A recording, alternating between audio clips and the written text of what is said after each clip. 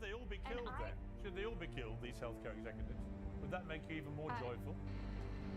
No, that would not. But why not? And, why are you laughing? Because it wouldn't fix the You seem to system. find the whole thing hilarious. I find your question A funny. bloke's been murdered in the street. I don't find it funny at all. The planned killing of a civilian by a ruthless assassin would usually provoke outrage from everybody, no matter their politics.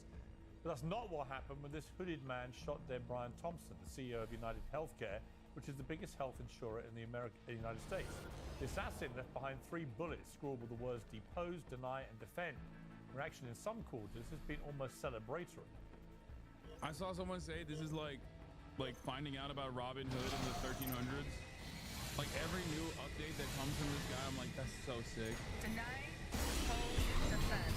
And that is a loud, clear message to all these CEOs across the board of these health insurance companies. I don't know what is.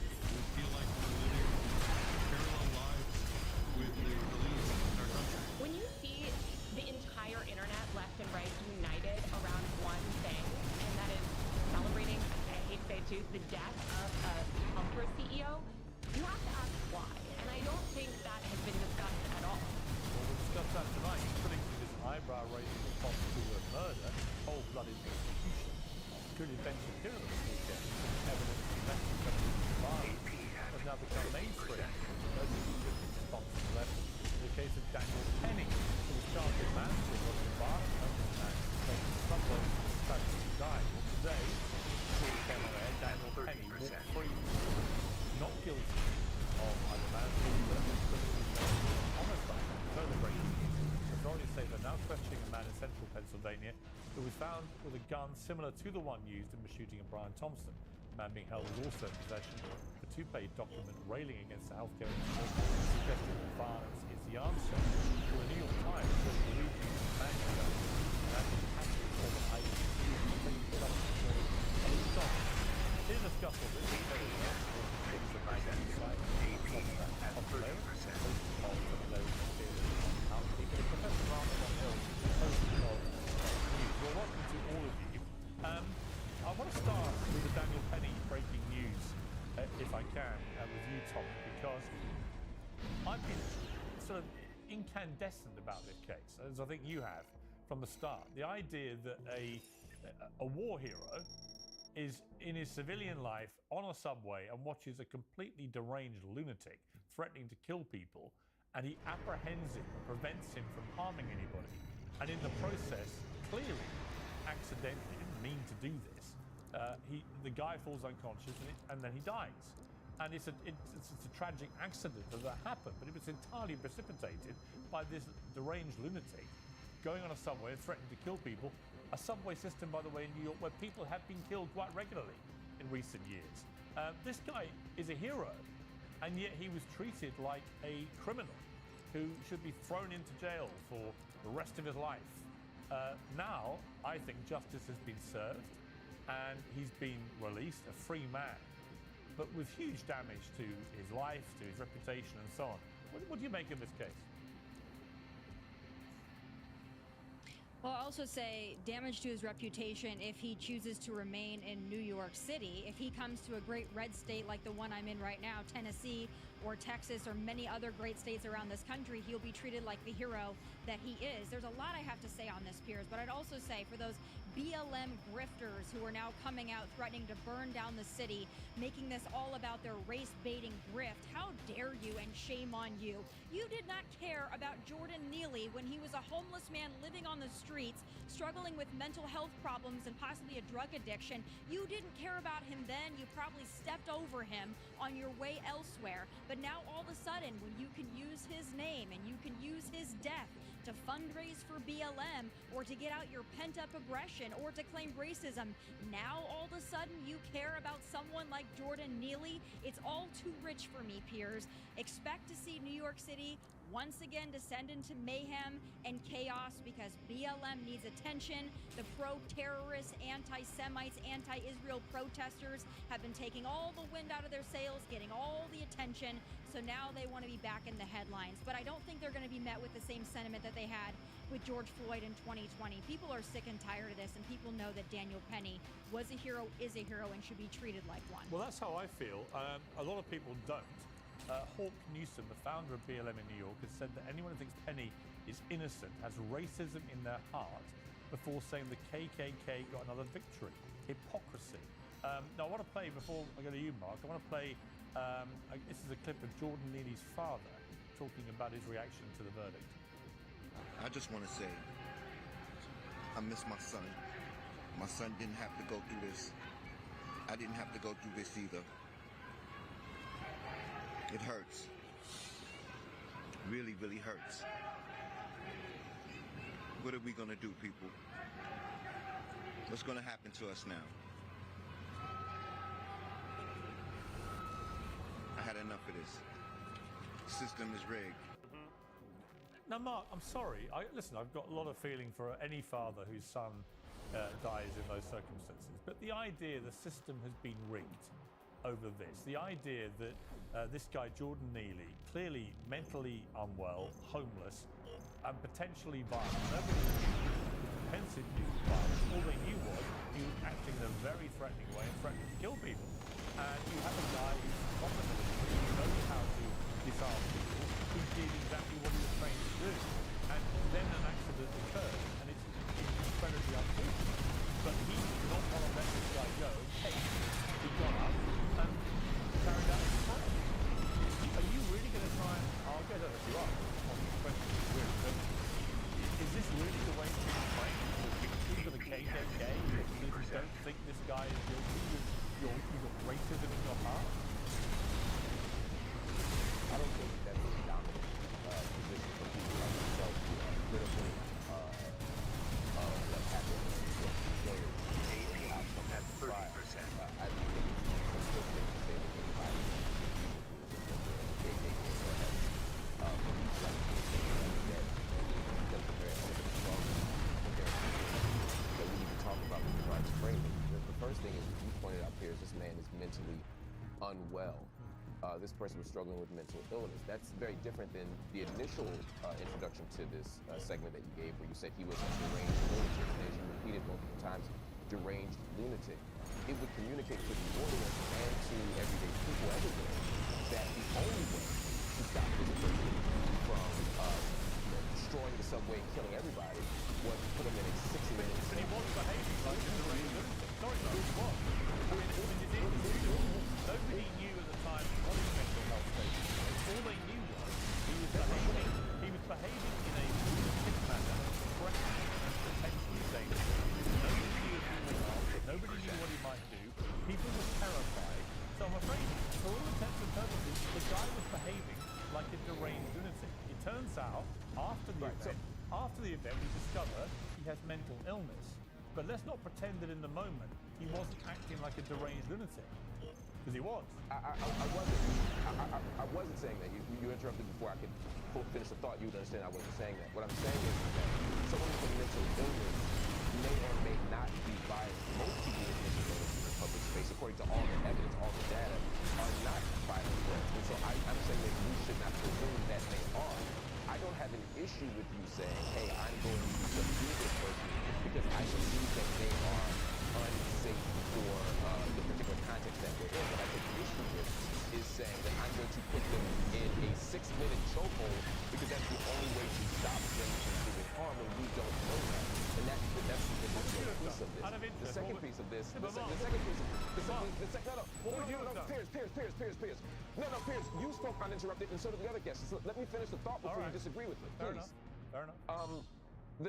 The second point here is I actually agree with, which is that there are systemic issues here. There's poverty, there's homelessness, there are all these things that a lot of the world does not pay attention to until there is a crisis. That's not a BLM issue, that's not a conservative issue, that's not a left or right issue. The fact of the matter is we ignore this. The failure of the system here is not what happened on that subway. It's the fact that a person with mental illness can go untreated, unsupported, and houseless without any support, and then we end up with situations like this. Right, but for his father to be lecturing everybody in the way that he did, again, I don't have a lack of empathy for him losing his son. But the lecture that he gave, you know, his son is wandering around as a homeless, mentally ill person on the subway threatening people. You know, with all due respect to his father, where was his father in his life? I mean, is that a reasonable question to ask? If that was one of my sons, I would feel an accountability and responsibility for the actions of one of my children. Would you?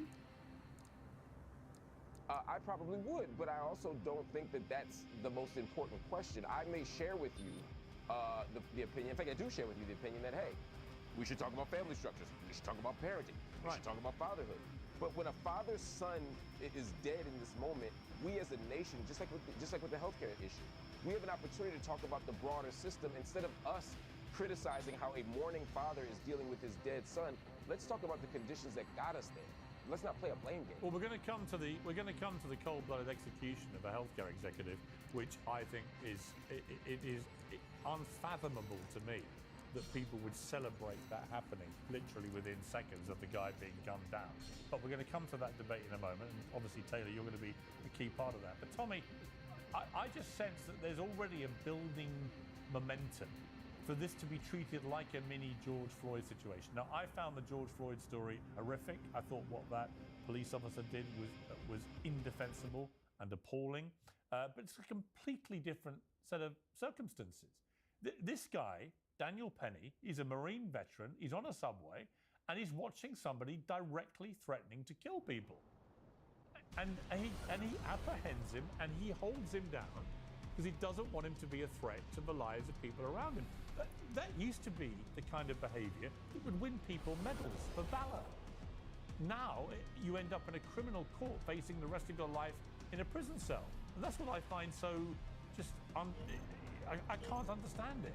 How has society moved to punishing people like Daniel Penny for doing a good citizen's job, trying to protect people? I don't get it. Well, you only can understand it if you're in Manhattan and you're in the mind of DA Alvin Bragg. There's a whole lot we can talk about there. And there's not a lot of things that office wants to prosecute outside of Donald Trump and Daniel Penny and other heroes. But I would also say this, when we're talking about this case and Daniel Penny, and we're talking about the race element here, let's keep in mind, Daniel Penny is a big guy, he's strong, he's young, he's a former Marine. If he's on that subway and Jordan Neely comes in threatening people, probably the last person that's going to be the victim is Daniel Penny. He can hold his own. Daniel Penny stood up to protect people that maybe couldn't protect themselves, the women, the children. Also, if you look at the footage from that subway, a lot of those people in the subway were people of color. So you have a white man that's standing up to protect people of color in a subway, and yet BLM is so desperate for their grift and for their attention that they really want to make this about race. The way I see it is you have a Marine, who cares that he's white, standing up to protect people. He didn't care what color Neely was. He didn't care what color people were around him. Yeah. He wanted to do the right thing. I completely agree. Mark, it has nothing to do with skin color. And people that try and imply that it is, they are the ones saying the race stuff. I honestly believe that for sure. I've studied it in detail. I've seen all the footage. I've seen all the accounts. This is not a race story. Daniel Penny didn't do anything predicated on the skin color of Jordan Neely. He did it to protect people, as Tommy said, black, white, whoever. They were a multiracial subway at the time. But where's the race element? I'm fascinated by the certainty with which you say. Will you tell me why I'm wrong? Tell me why I'm wrong. I'm not telling you you're wrong. What I'm telling you is that I have no idea what was in Daniel Penny's head. He could have been motivated by race. He could not have been motivated by race. The jury did. That's why they just cleared him. I would disagree with anyone who says he did that because of race. But I would also disagree with you saying unequivocally that race wasn't on his mind. You have no idea, but you have there is no tendency evidence. to say things There's as no if evidence. You have a but zero. I agree with you, and that's what zero evidence. And that's why. So it's completely concocted. I disagree with that. It's not completely concocted when you look at actual data on these types of things. But the bigger issue Data for me, on because these again, types I'm not of making things. a race How many types of these have there been? Because give me another one. How many times? How many times How has, many times how have many there been times people has a killed? Marine veteran done a 6-minute chokehold to protect people on a subway from somebody who shouted, "I'm going to kill you"? How many times has that happened that you can rattle off right now, given you say it happens all the time? So Piers, to be clear, I said things like this happen all the time, and the kind of sardonic question that you're asking seems clever to people who aren't smart, but as someone who's a trained social scientist, you don't have to have the exact same contextual factors you don't to have make to be. comparisons. Sorry, Mark. I'm sorry. You don't have to be a trained If, social for example, scientist. it were a school bus instead of a subway, it wouldn't make it less important. If you were an Army vet instead of a Marine vet, it wouldn't make it less relevant. It's a silly question to ask me, when was the last time we're a Marine vet on a subway, blah, blah, blah, blah, blah. That's not the point. Okay, so My point is, all right, I never made it about race. Hang on. I never made it about race. Hang on. So far, you've called me dumb, silly, and you say you're. I didn't call you dumb. What kind of scientist are you? I didn't call you dumb. What scientist are you? Time out. You're not listening. I think you're very smart. I think you're making an argument that will only be persuasive to people who are not as smart as you. I never Okay. said you were Well, dumb. let me respond to when that. you rewind this, you'll see I never called you dumb. Yeah. I said you were being sarcastic You and don't need sardonic to be- because with you're being. respect, Mark. I think you're being snarky with the Mark, question. you don't need to be So again, with respect, you don't need to be a social scientist to know that there is zero evidence of any racial motivation for what Daniel Penny did. So people who are trying to infer it, that somehow, as the founder of BLM in New York says, if you think he's innocent, you're a racist, and the KKK just got another victory. I'm not a social scientist, but I know that's horseshit. right. Again, the statement from the BLM person in New York, I don't share, I don't echo, I don't agree with. You're asking me to defend a statement that I don't agree with. The statement that I am making, that you and I should be engaging, is the issue of implicit bias and the issue of use What of bias? force. There is What bias? There is. I said You implicit think bias. you think I you said think you okay? implicit- Let's extrapolate that. You think if Jordan Neely had been white and came on that subway, right, and was acting like a deranged lunatic, as he was, but if he'd been white, do you think that Daniel Penny wouldn't have intervened? Because that's what you're implying. That's not what I'm implying. What Why I'm say saying bias is then? But there where's is the bias? evidence- Okay. Where's the bias? Implicit bias. That's not what implicit. Okay. Let me use it. It's clear that you don't understand what implicit bias is, so let I'd me love just use you a to different explain word, with all your due respect. scientist hat on. If you just let me finish the sentence, I promise you'll hear me.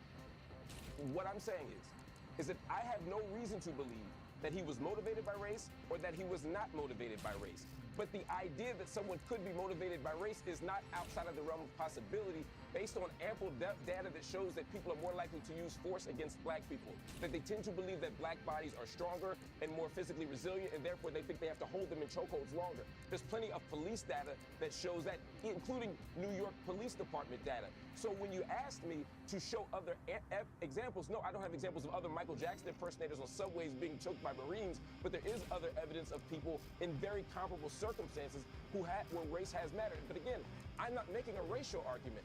I'm saying that the guy choked him too long and he should still be alive right now. And the fact that he was held for that many minutes and people on the subway were literally saying, "You're killing him," that is evidence that he should have stopped. Again, I'm not taking issue with the subduing of him. All I'm right. taking issue with how long he held him, how long he choked him, and that he didn't stop him. Once that big guy's on top of him and he has physical control, and there's a whole subway watching, he could have stopped choking him. That's all I'm saying. Listen. Obviously, he choked him for too long, or the guy would still be alive. It's whether he did this deliberately, and obviously he didn't. So let's just agree on those two facts. I disagree. Let's move to the other story, because Taylor's been waiting patiently here. So this issue of Brian Thompson, one of the top healthcare executives in the country.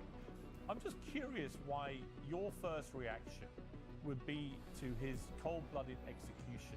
And people wonder why we want these executives dead. And then you later people give a lot of blowing back. I'm not alone, he said. Healthcare executive down with party balloons was on an ex post that you commented on. Why would you be in such a celebratory mood about the execution of another human being? Aren't you supposed to be on the caring, sharing left, where you believe in the sanctity of life? I do believe in the sanctity of life, and I think that's why I felt, along with so many other Americans, joy, unfortunately, because it Joy? feels like... Seriously? I mean, Joy? I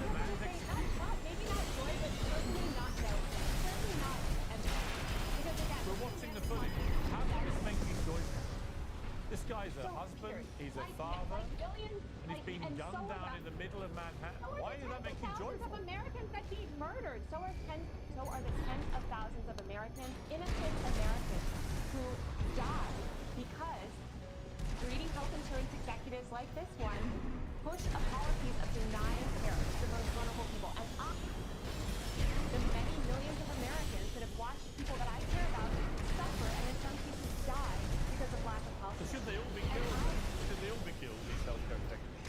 Would that make you even more joyful? No, that would not. Well, why not? And, Why you not? because here, because it doesn't. You seem to find the whole thing hilarious. I find your question. A bloke's been murdered in the street. I don't find it funny at all. I don't find it funny that tens of thousands of Americans die every year, and because they are denied life-saving health care from people like the CEO. Now, I want to fix this system.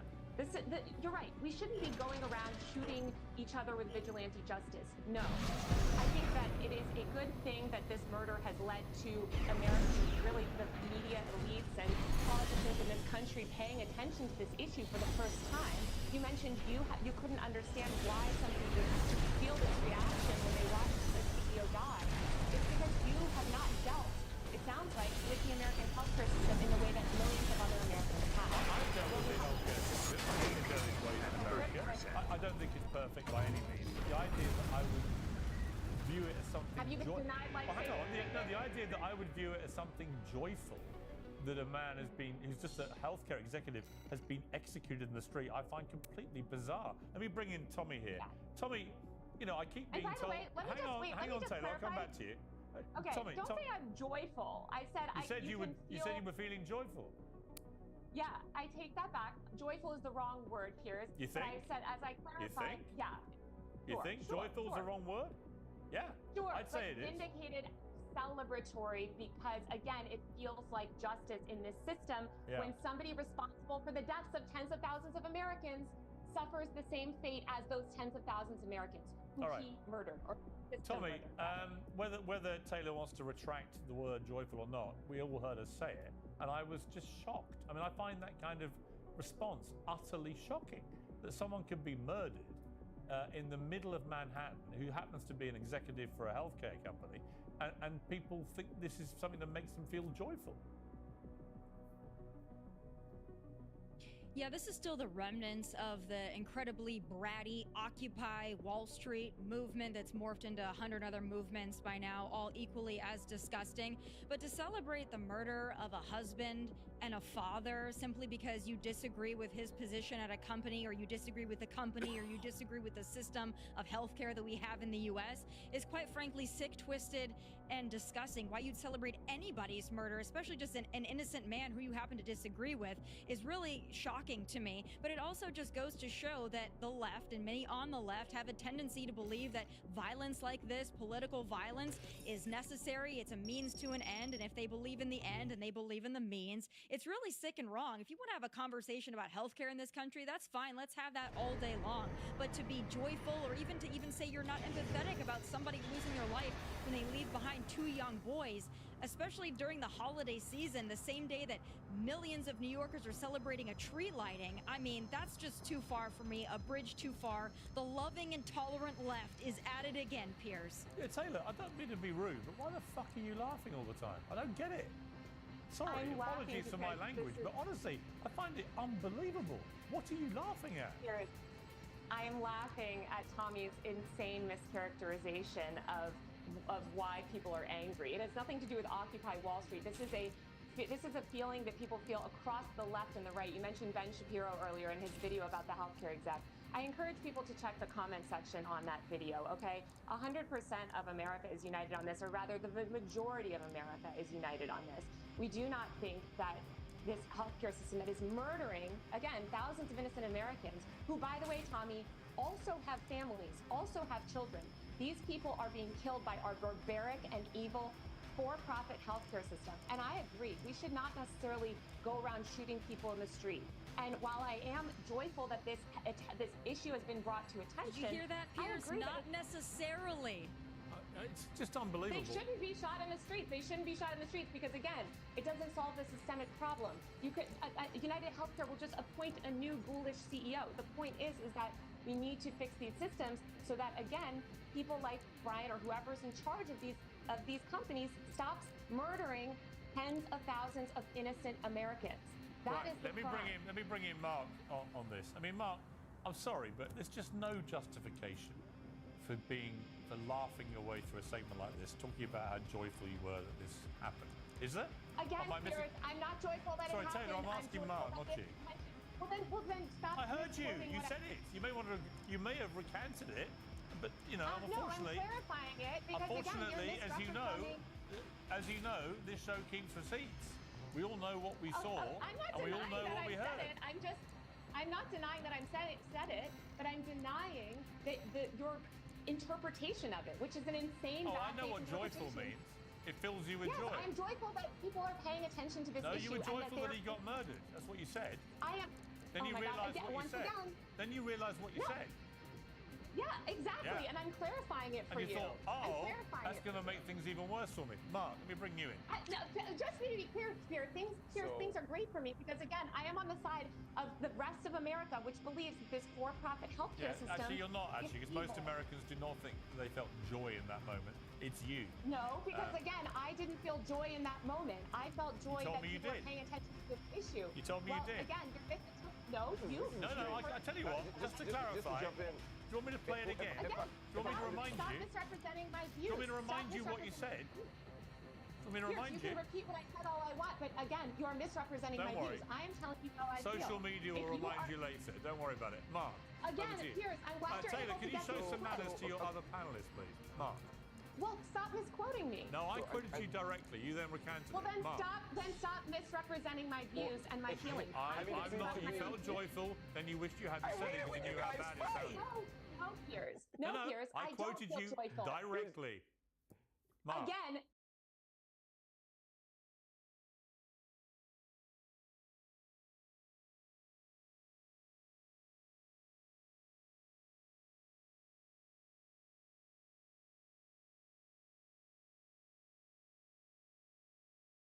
January 6th. I wish you could be if you you have such potential.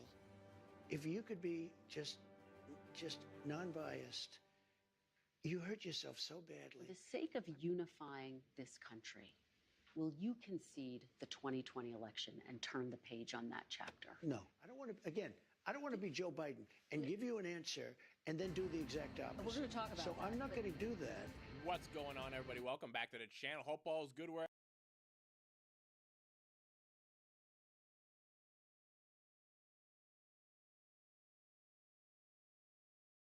What are these reversals signaling to you? Dan, I'll start off with you because you raised some of these issues during our call. Yeah, I did. And I'll just say this as our chief.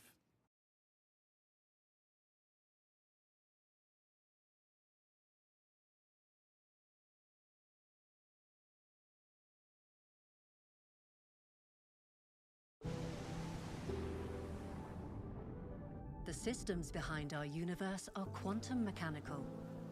They shift and change with the problems they're tasked to solve. Explore. Let's see what we got today. Come on. Okay, you can't.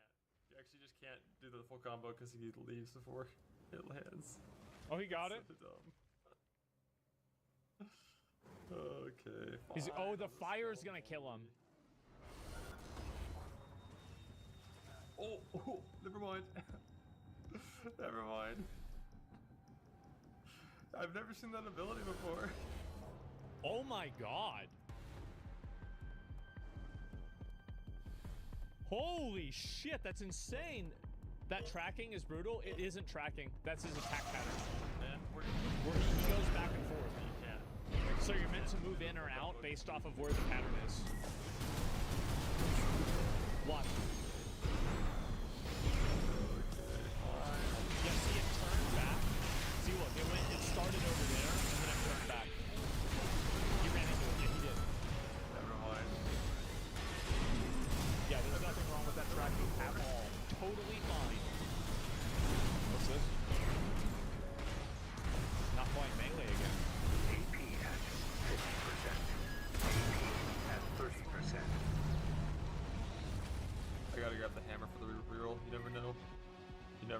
Just kidding. I know. I'm not playing melee again in PoE 2 until some changes. Like maybe when axes and swords come out, the skills that those types will use will actually not be shit. But two and this is Yep. I legitimately spent half of my time playing that character because he can fall it down. Look how easy it is on This is hard compared to Necro. Yeah, that's hard. Yeah, that's really challenging. What do you mean?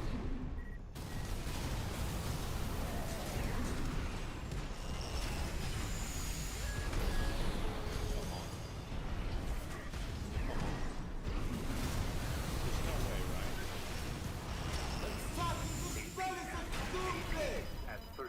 It's the worst telegraph I've ever seen in anything ever. Like, that's so many fucking games. Oh, it's man. so poorly fucking telegraphed. Man. Fix it. That's another one. Time to try again. Gotta run it back. Now we have King Pong here. This guy's been destroying a lot of people. Here we go. Let's watch it.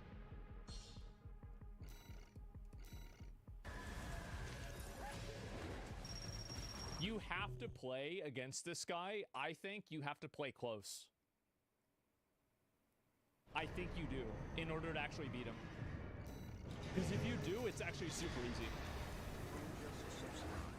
Because I couldn't see the animation. Yeah. Yeah, it's just like an instant. And look how much life he has. Well, I guess this is the second level of it, right? It's the end of the campaign. But still. God damn. Dude. And shield, yeah. Holy. That guy just fucking flattened him. And this is kind of like what I mean is like, it's kind of hard to see what he's doing because the tree's in the way too. See? It's like right there. On the waypoint, yeah. Got a big stick. There it is. And again, that would be solved if you were able to zoom out more. This is the boss that made me like certain that it's like, yeah, you should probably need to zoom out. I'm like, oh Wish my shit, life was it's that high. spinning. No, he's level 60. Like he's way higher level. Uh-oh. Oh, shit. This boss was fucking crazy cool. Look at this. Choke on this! His damage is pretty good. My damage on this boss was so bad. Yeah, like my minions kept going on the ground to attack him. What the hell? Okay. That was good. The laser. Oh god, what is it? This animation needs to be changed, I think, too. I think it's such a terrible animation. Like, you actually need to watch out for this. You can barely see that. Oh. That's pretty cool. It's so fucking bad.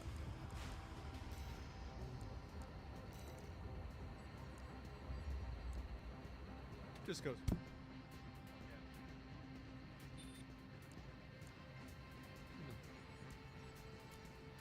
What we doing? That's bad. Well, here's the thing, right?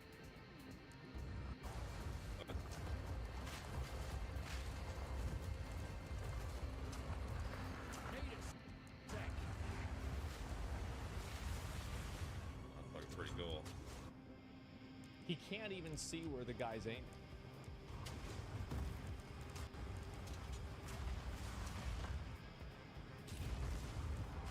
Again, another problem that would totally be solved if you could zoom out more. Totally be solved. Just let people zoom out more. 95% of these problems will go away. Because, like, here's the thing. The game already has a function that zooms your camera out. Like when Cirrus goes into the clouds phase and you get zoomed out. All they need to do is use that function on these boss fights. And I think they should do the whole function. Zooming out will decrease performance. Well, just figure it out, right? Did you fight the Chimera in Act 3? Yeah. Insta-kills are so boring and frustrating. I don't think that insta-kills are the problem. I think that telegraphing and not knowing how to read a boss is the problem. And so, solve the telegraph problem, solve the readability problem, then think about the damage. The shortest telegraph to one-shot him, that's crazy, yeah. But that's what I think about it, right? It might not be that easy though. They have specific parts that are out-zoomable. Maybe not all the game is made for it. Imagine they have to fix that for the whole game. Well, I don't really see like what's the logic there? Like that the game's like, so like it would be hard to do it, so like it should be bad. Like I don't know about that. I think that's kind of silly. Yeah. I just think you should be able to like see what the boss is doing if you're anywhere on the arena, right? Especially in such a small area there. Assets out of view. Yeah, just zoom in. Sorry, just let people zoom out. It's easy.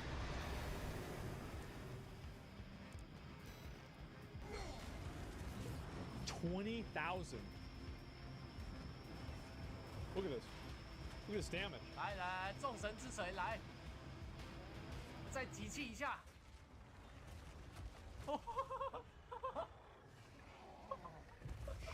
I'm telling you guys, Warrior is actually really good.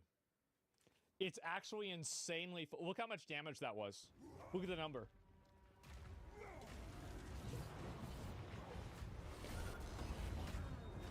It's already broken? Well, they'll come up with another one. 来来，众神之锤来， Look at that damage. 再集气一下。 Oh! 137,000 damage instantaneously. Holy shit. Yeah, I know. I know that one might have been the one that got changed. Real quick. Is this? Which basically, when you put it down. Yeah, I've seen this already. I saw this.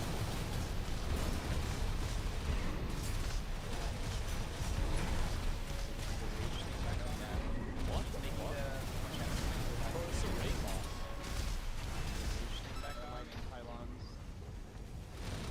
What the fuck? What the hell is going on?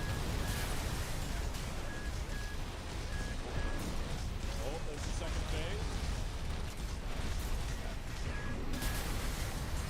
Uh-oh.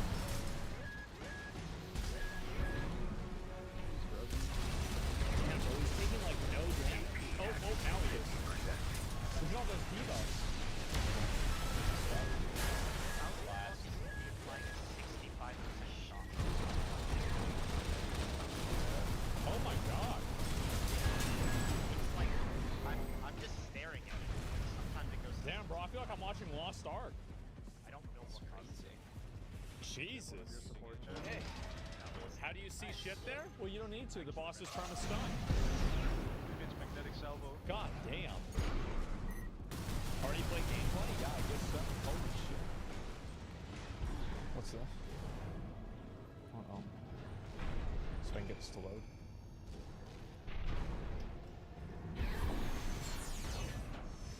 Oh, this is something else. The 6-man fight, that's why you can't see shit? Yeah.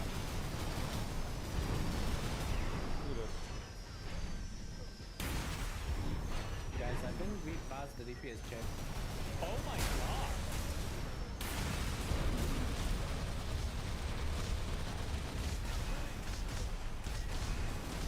Guys, I think we passed the DPS check. You wanna know what's really funny? This is the same build I'm playing. It's a minion build. Actually melted that boss? Yep, it did. That's me in 2 days. Yeah, bro, this is me in 2 days. Oh my fucking god.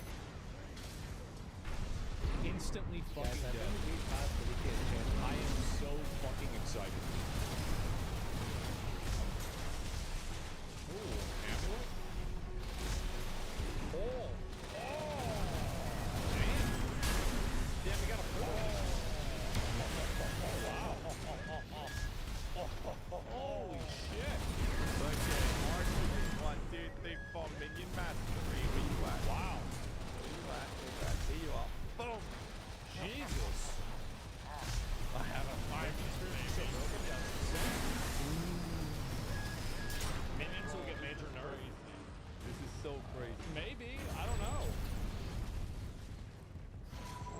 laggy. Yeah, some of these are messed up. Well, it's doing pretty well.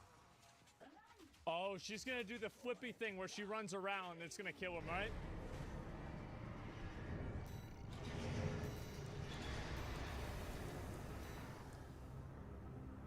Yep. Wow. Yeah, this bitch does not fuck around. Just so much damage. Happened to me? Yeah, it did happen to me.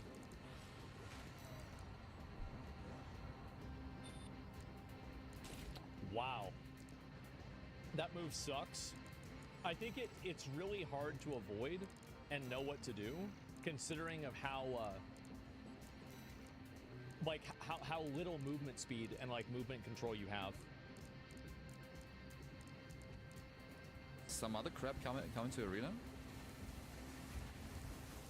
This is the exact same shit that happened to me. There was like way more projectiles. I had so much health, I thought. I was really high health, no? Man. Man. Can't even see.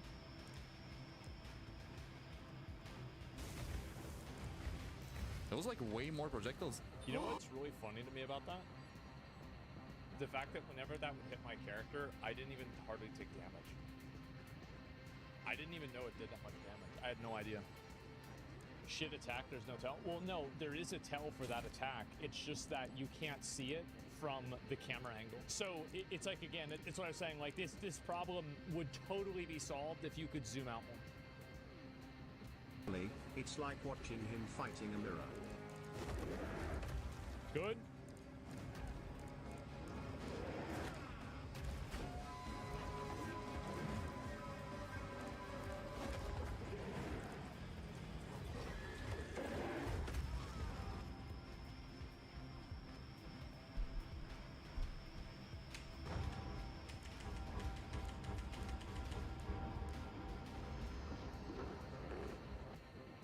I have to say.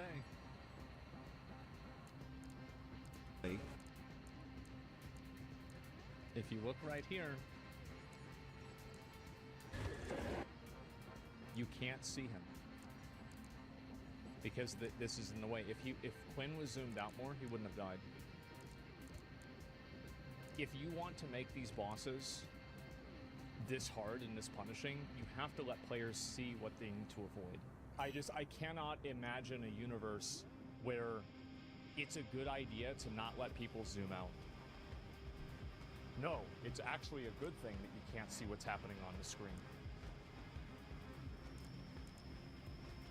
What? I can't even imagine that. Okay, well, let's see what some people are doing with the game. I'll look at some popular clips and everything, and we'll see what people's experience has been for the past clips of the past 24 hours. Okay. Let's find out how things went. Stand still, dude. You heard me. That was genuinely one shot. Stand still, dude. You heard me. That was genuinely one shot. The hammer, the boss is already dead. See, I told you it would work. I knew it would work. Bro. Yep. There it is. Stand still, dude. Big bonk. Yep. That was genuinely one shot. The hammer, the boss is already dead. It's too hard. There it is. Which, by the way, I have to say, remember what I was talking about with Dragon's Dogma? Stand still, dude. This is literally Arc of Obliteration.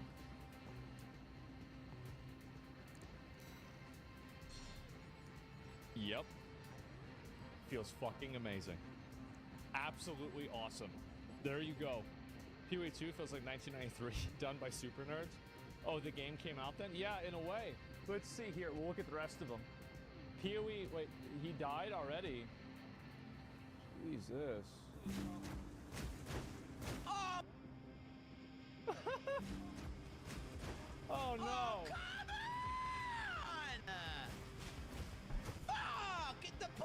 It doesn't even fucking work, bro. The Oh, now it bullshit paused? doesn't even fucking work, bro. It just paused right there. What do you mean? Are you fucking serious? It just paused. I literally saw it say that. Oh, what the fuck? Wait, he's like level 1. Who gives a shit? Oh, what the fuck? Jesus. Wait, Rip 5? What the hell is this? He died on this? Hey, look in! Rend your soul. These spirits are mine. Your intrusion will be punished. Oh, bro. Bro, his build is way worse than mine. And you guys were saying that I was worse? This is terrible. This is even worse than what I did. What? Arsenia, join me. Oh my god, bro! Jesus. Obey. So he runs away. Everything's going really well. Hey, look in! He's locking in. And he got hit by that, broke his energy shield. Your intrusion will be punished. Jesus. What? Jesus. Oh, that is bad. That's real bad, guys. Oh, fuck. All right, let's see what the rest of these are. What's this? Oh, let's see if I can get this open. There we go.